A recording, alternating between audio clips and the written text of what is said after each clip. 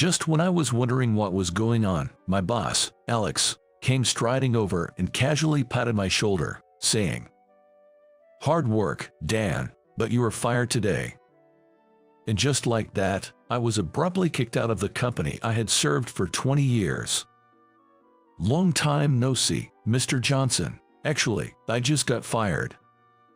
At my words, Mr. Johnson, the president, was momentarily speechless. "What about the patent? If the company doesn't have my patent, it will go bankrupt, but I'm fired, so I'll take my leave. Haha." Huh? At this point, all I could do was laugh, and I heard a baffled voice from Mr. Johnson. "My name is Dan. I'm a 45-year-old office worker. Originally, I worked in a repair shop, but about 20 years ago, I became friends with a guy named Mike at a seminar, and through that connection, I joined the same company as him. I've always loved assembling machines and inventing, so it was a stroke of luck to be placed in the product development department.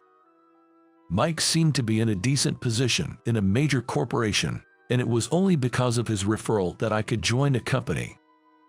Normally, with my level of education, I wouldn't even have been able to apply for a job there. Grateful to him, I spent 20 years. I worked relentlessly. I built good relationships with other employees in the product development department, and before I knew it, I became the central figure in development and eventually rose to the position of a manager. Once I was in that role, everyone started coming to me with various consultations, and we began tackling more innovative and large-scale developments. As a result of our unity, several of our products won design awards, and we even created some hit products that represented the company. As long as we had that product series, the company would be secure. I'm proud of what we accomplished, and it seems the employees gained confidence too. The product development department was sailing smoothly until one day, dark clouds began to loom. There was a change in personnel, and the department head was replaced. The previous head was a good person who listened to us, but the new one, Alex, was very arrogant. He wasn't interested in our research and development, focusing only on the profits they generated. He insisted on developing only such products, and if development was delayed, he would yell and force us to work overtime until we caught up. Our previously bright workplace had turned into hell. And so, my confrontation with Alex began. I suggested daily operational improvements, but he would just say, "If you have time to talk about that, then work." Even if I presented new product developments, most of my proposals were ignored, and I was asked for meaningless improvements.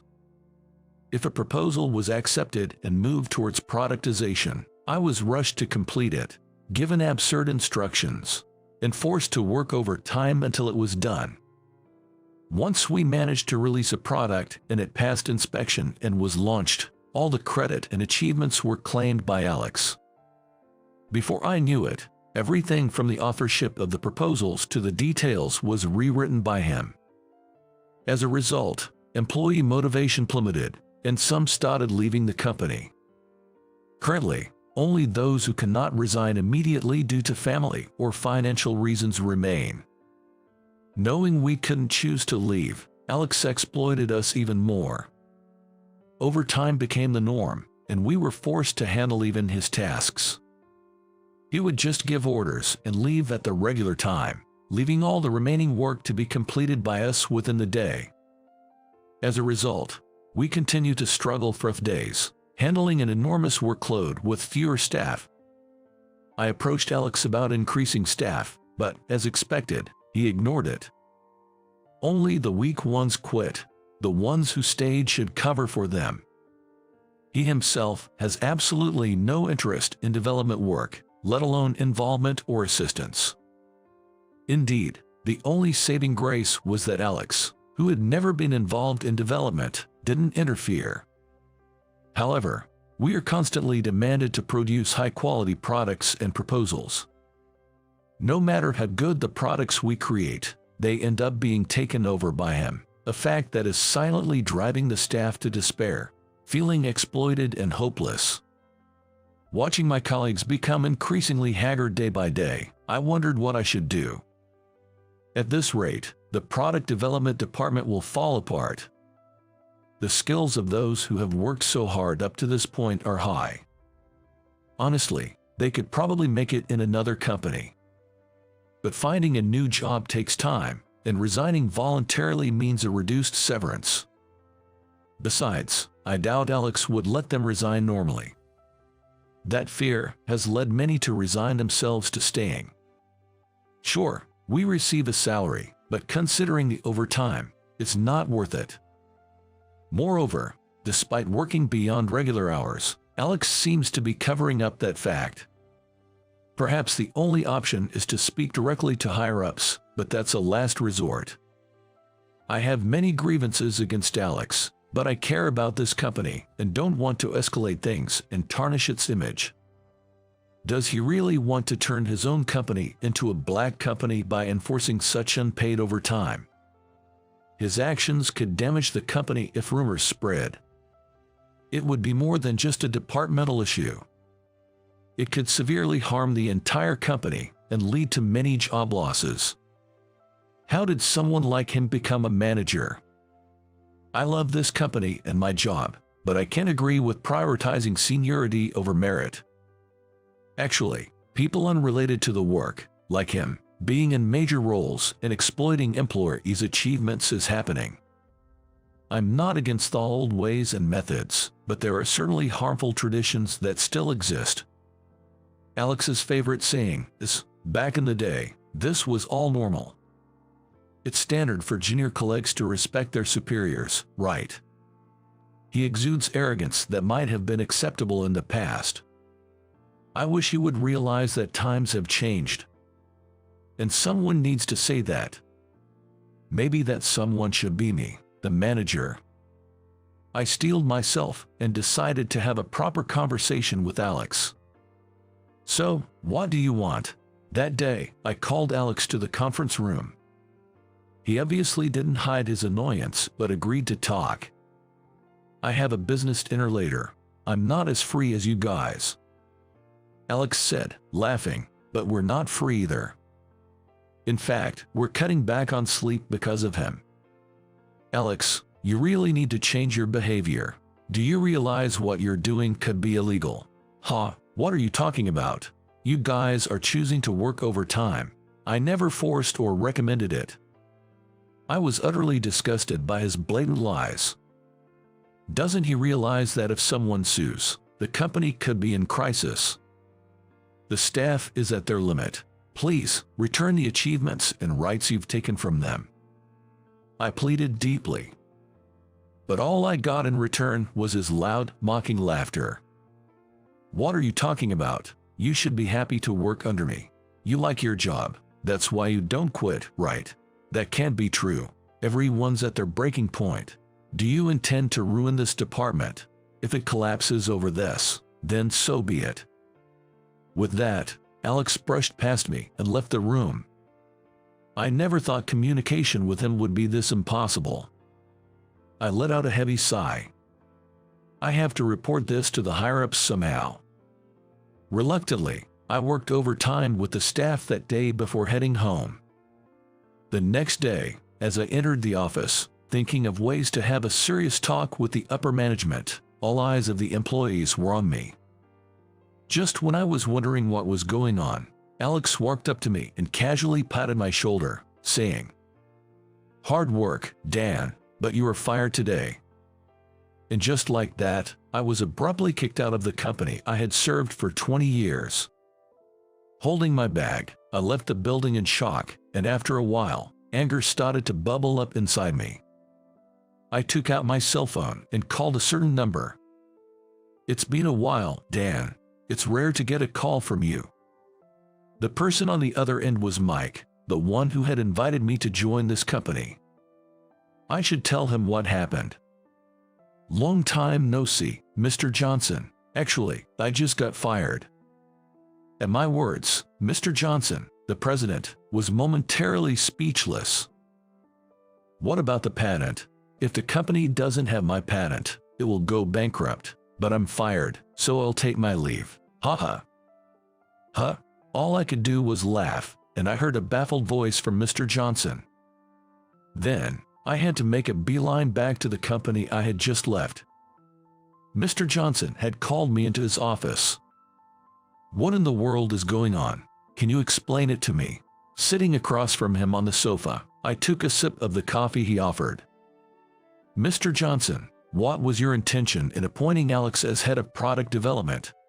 I did approve it, but I thought there wouldn't be any problems. Was it because of seniority? At my question, Mr. Johnson quietly nodded. Well, it's a tradition, you know, promoting someone without any issues. Was he really someone without any issues? What exactly happened in the product development department? Mr. Johnson became serious as I questioned him. I then reported everything that had happened in detail. He listened to my words quietly without interrupting. After I finished, he apologized me. I had no idea it had gotten to this point. I'm really sorry. There's no need for you to apologize, Mr. Johnson. Well, indeed, some responsibility lies with you. That's right. As the president of this company, I am responsible for the actions of my employees. With a sigh, Mr. Johnson dropped his shoulders. If such things are happening under my watch, it means I have failed in leadership. Moreover, to fire you, yes, it was too reckless, especially not knowing about my patents. It was an emotional decision that put the company in jeopardy. I said in a tone of disbelief. Alex probably fired me, the vocal one, to set an example, but as someone who has been involved in product development for 20 years, I hold several patents. If I leave, the loss to the company would be immeasurable. Especially if I were to join a rival company, it would be catastrophic. Alex exposed the company to risk just to flaunt its power. Such childish and thoughtless actions gave me a headache. But Mr. Johnson seemed to have a different view. Indeed, Alex's performance as a manager has been good, but I haven't heard of any extraordinary achievements. Looking me straight in the eyes, he continued. In fact, since he became manager, there have been many complaints about the increase in resignations. Issues like overtime and taking credit for others' work are news to me. Indeed, for HR, the high number of resignations must have been apparent. But where did all the plans and awards that I thought Alex had monopolized go?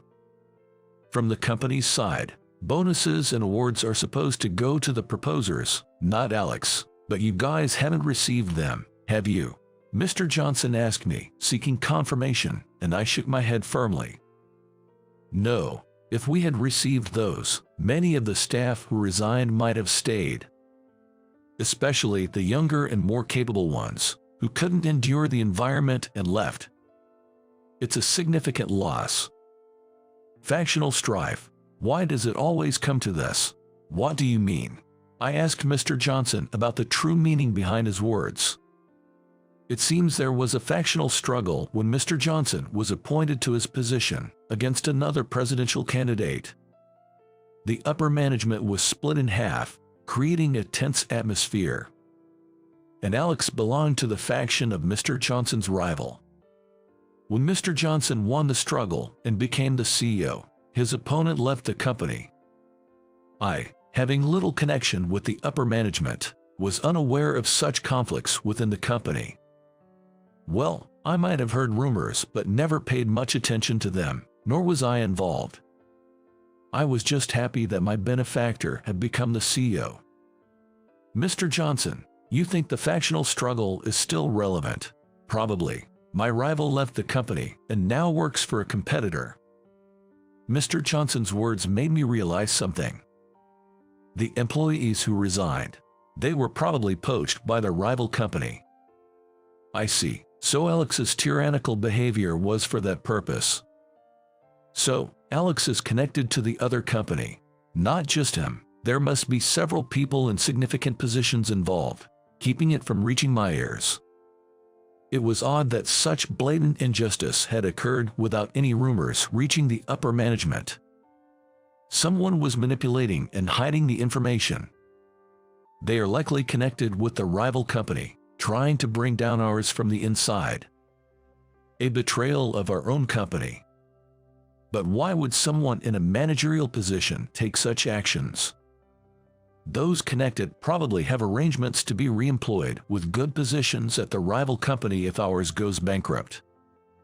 That's terrible. If our company collapses, many will lose their jobs, and even subcontractors will be affected. Yet, such a cunning and cowardly way to destroy a company and ensure only those involved have secure jobs is appalling. They probably wanted you to resign, Dan. You've contributed much more to our company than they anticipated, so they fired you. So, they made up a reason to fire me because I wouldn't resign. Yes, as I said before, you hold the patents. If you leave, it would be a tremendous loss for us. Mr. Johnson continued, frowning. The plan was likely to poach you after you left. I can't believe it. I think it's true. You'd probably have received an offer within a few days. That explains the sudden firing, but it's frustrating to think they expected me to easily sway. But I wouldn't sell out everything to a rival company. At least not while Mr. Johnson is still here. I wouldn't let my patents go to another company. They probably never considered that. Indeed, I've been underestimated. Good thing you're a man of integrity, Dan. Mr. Johnson's face finally relaxed, having been tense all this time. Anyway, I have no intention of approving your dismissal. If any such documents are submitted, I'll handle it immediately. So, does that mean I'm not fired? Of course, I want to build up this company together with you. Mr. Johnson's words finally allowed me to feel truly relieved. And with that, I knew what had to be done. It looks like we need a major cleanup, he said with a calm smile, though his eyes burned with anger. From there, it was a race against time. While Alex and his crew still believed I was fired, Mr. Johnson gathered trusted employees and executives to share information. Together, we uncovered numerous discrepancies and gathered evidence. Mr. Johnson's prediction that Alex and his team would let their guard down after they thought they had achieved their goal of firing me was correct. The product development department seemed despondent after my departure, but Alex was in high spirits, leaving on time for a dinner meeting. We identified the executives and employees who went to the same location, and while they were enjoying their banquet, we gathered solid evidence of illicit document removal and tampering. And so, a considerable amount of funds and personnel. And then we discovered the fact that technology had been leaked to a rival company. Now, all that was left was to use this evidence to completely cleanse the company of its rot. Then came Monday. Some employees and executives who came to work turned pale as they heard the unexpected decrees from Mr. Johnson at the morning assembly. "What do you mean I'm fired?" Alex erupted, and others who received the same fate of dismissal, transfer, or demotion joined in his uproar. Their cries of unjust treatment and threats of lawsuits were met with my scoff. "What? Why are you here? You were fired." Alex noticed me and started to make a fuss, but Mr. Johnson interrupted him. "I don't recall approving that. Who exactly gave you the authority to fire Dan? That is." Alex's eyes darted around, but no one met his gaze. Some HR employees were conspicuously avoiding eye contact. Most likely, it was that employee who processed my dismissal. Well, as for the unjust personnel matter, let's explain the reasons for these personnel changes and dismissals right here, Mr. Johnson said. Upon hearing this, the clamoring crowd turned pale. Some were caught by the security guards while attempting to physically attack the president in their rage. Before I knew it, the guards from the security company we contracted were strategically placed to suppress any potential riot. The employees who were unaware of the situation were initially frightened by the atmosphere, but as the president started to explain the recent events, the room quieted down. Eventually, as they learned the whole story, their anger turned towards those who had betrayed the company. Especially the product development department, which had been thoroughly trampled upon, was seething with rage, their glares piercing Alex with the intensity of their long-held grievances. Realizing the depth of their resentment, Alex was visibly shaken and trembling. He probably understood better than anyone the depth of their hatred. Facing such murderous and scornful stares would unnerve anyone. Although there was no intention of pressing criminal charges, the company was prepared to sue them if they claimed unjust dismissal. Seemingly resigned to their fate, Alex and those involved in the wrongdoing slumped in defeat, some even collapsing to their knees and sobbing. It was a pitiful sight, but I felt no sympathy. They had brought this upon themselves. With their schemes exposed and their dismissal, it was doubtful whether the rival company would still take them in. Still, some of them might have been hoping to find re-employment somewhere else. Personally, I doubted the reliability of a person who would cold-heartedly use and discard others in such a scheme. Regardless, the hellish days since Alex's appointment had come to an end like this. And so, I returned to the product development department. Considering the future, the staff welcomed me back with open arms as I was promoted. The department, having lost many people and feeling quite empty, finally regained a peaceful and healthy working environment. New staff were to be recruited, but surprisingly, many of the employees who had resigned and not found jobs elsewhere returned, much to our delight.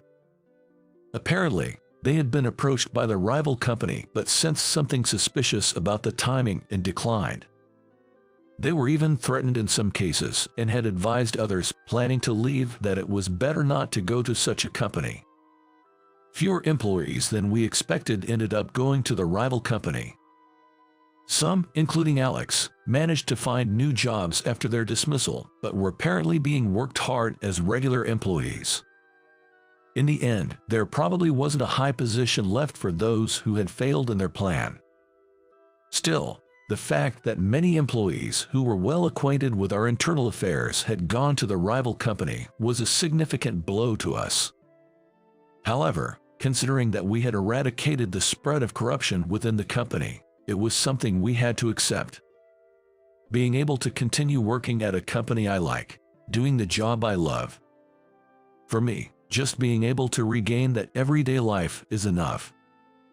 Mr. Johnson, though known for his gentle and kind demeanor, was not someone to be taken lightly. Once the initial cleanup was over, and as we approached the time to welcome new recruits, he reviewed and made significant reforms in the company's traditions. He thoroughly enforced compliance and transformed the system into a healthy and motivating environment where those with skills and achievements could advance.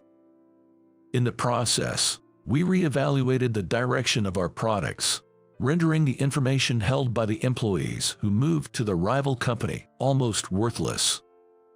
Mr. Johnson, known for his calm and kind demeanor, gained renewed respect from many employees through the series of mass firings and new reforms. Some executives who had underestimated him now viewed his leadership with a sense of awe. Thus, our company grew and, a few years later, became renowned as a major corporation.